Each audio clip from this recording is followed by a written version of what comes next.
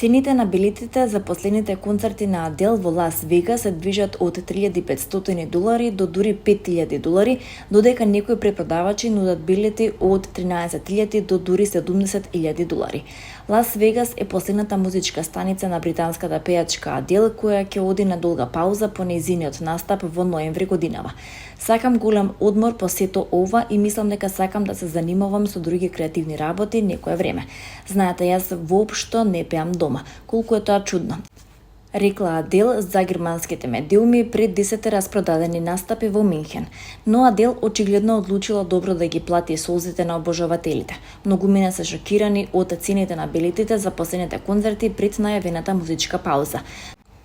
На веб страницата SeatGeek првите места на сцената чинат повеќе од $5,000, додека оние што се неоддалечени од сцената ќе мора да издвојат помеѓу $3,500 и $4,800.